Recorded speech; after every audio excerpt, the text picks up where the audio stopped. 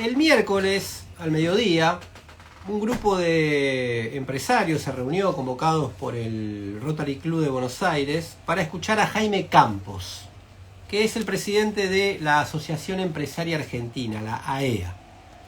Quizá la corporación empresaria más poderosa del país.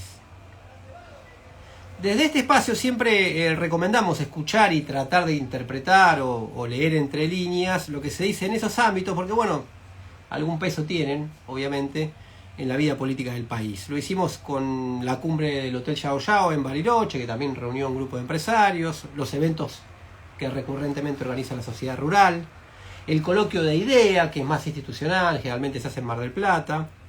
Y bueno, para saber, como titulé alguna entrega del newsletter del otro lado, ¿qué tienen los ricos en la cabeza?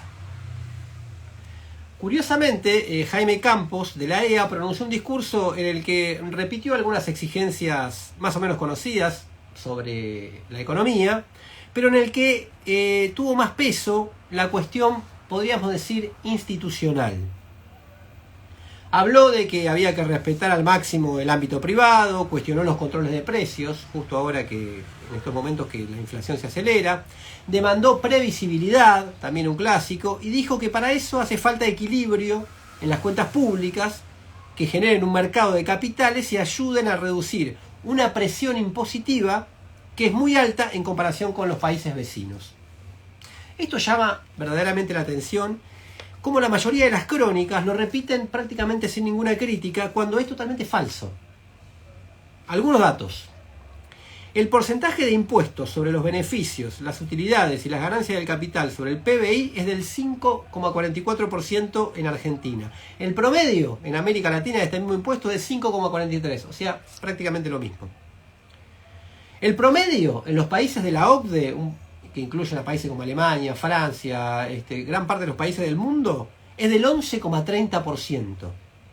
El porcentaje de impuestos. Obviamente los beneficios, las utilidades y las ganancias en relación al PBI.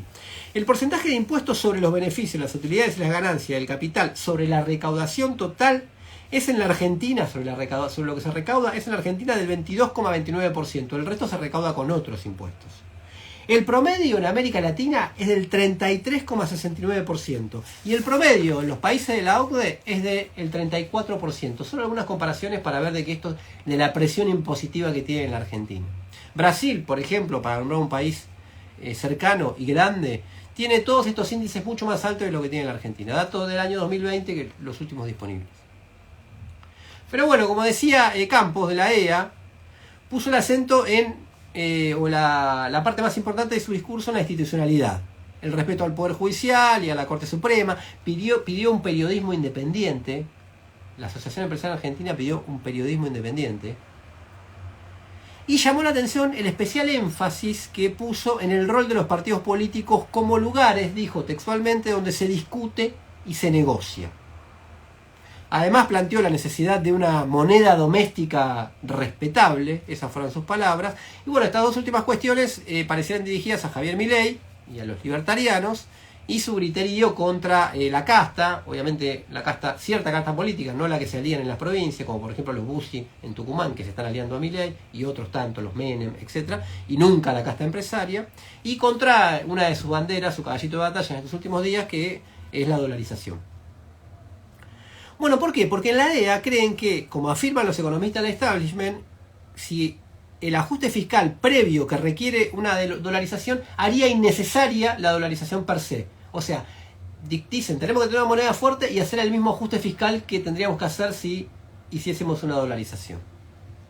Y porque además consideran que en 2024 puede haber una potencial buena cosecha, menor necesidad de divisas por el nuevo gasoducto Néstor Kirchner que se está construyendo y se terminaría este año, y el oleoducto trasandino que permitiría exportar petróleo a Chile. Citan un informe que dice que la cosecha de 2022 fue de 59.000 millones de dólares, este año por la sequía cayó a 35.000 millones de dólares, es decir, esos 20.000 millones que están diciendo que no entrarían este año y que están en la base de esta crisis, pero que en 2024 va a alcanzar los 61.000 millones de dólares.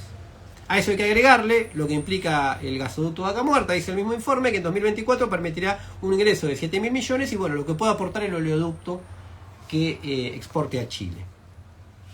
La confianza es central, dijo Jaime Campos, y la relacionó con las expectativas de los otros, la palabra, el diálogo para mejorar la convivencia, especialmente la política. Dio el caso de Uruguay, un país gobernado por una derecha de centro que, aliada a una ultraderecha, quiere imponer una contrarreforma jubilatoria. De hecho, tuvo media sanción en estos días. Tratemos de mirar un poco el tablero de ajedrez de conjunto. Como dijimos muchas veces en este espacio, lo usaron a Milei para que agite un programa, y lo usan para que agite un programa de ajuste salvaje, lo llevaron al coloquio de idea, lo llevaron al Yao Yao en Bariloche, lo llevaron a la sociedad rural. Este agite junto a las corridas y los intentos de golpe de mercado disciplinan a todo el sistema político y mediante el terror económico también quieren disciplinar, obviamente, a la sociedad.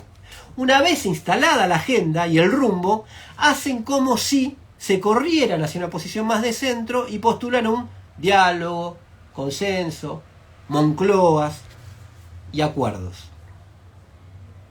Es interesante recordar los pactos de la Moncloa, porque el núcleo de coincidencias básicas de los famosos pactos de la transición española, estos que tuvieron lugar a fines de la década del 70, principios de la década del 80 del siglo pasado, en esencia no fue muy diferente a lo que hoy llaman planes de estabilización. Y su caja negra, el secreto de uno de los pactos de la Moncloa, encerró un objetivo bastante nodal: bajar los salarios y contener el desafío obrero. Uno de los puntos del acuerdo estableció que los aumentos salariales fueran inferiores al índice de precios al consumidor. Debían ligarse a la inflación prevista y no a la inflación real como era hasta ese momento en España. Aquello motivó que un histórico líder de una central obrera española sentenciara que la ecuación de todo este acuerdo era el producto de las matemáticas de la burguesía. Igualmente los sindicatos firmaron, aceptaron el pacto, y tuvieron que soportar que a alguna empresa más de un militante les arrojara el carnet de afiliación sindical en la cara. Digo, porque siempre se habla del pacto de la Moncloa como algo bueno. En general hubo acuerdos políticos, pero también encerró esta cuestión. Veamos la operación completa.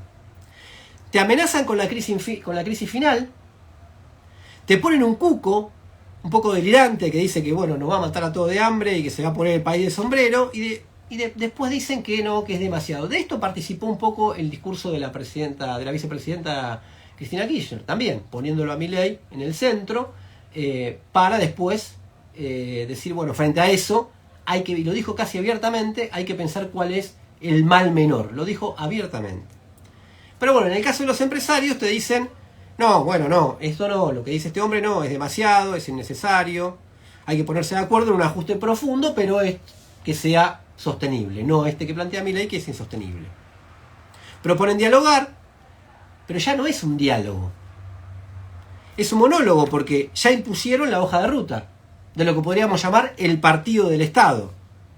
Justamente una hoja de ruta para el próximo periodo, alrededor de la cual los eventuales partidos que se postulan para el gobierno tienen solo matices. Ojo, le puede salir mal, puede haber cisnes negros, como dicen. De hecho, en Brasil, con Jair Bolsonaro, quisieron hacer algo parecido, amenazar con una ultraderecha para fortalecer a la centroderecha, y bueno, salió mal. 4 años de gobierno de Bolsonaro y todo lo que vivió Brasil. Pero la apuesta es clara, y desentrañar lo que se esconde detrás de estas lindas palabras, bueno, es un primer paso para no caer en la trampa.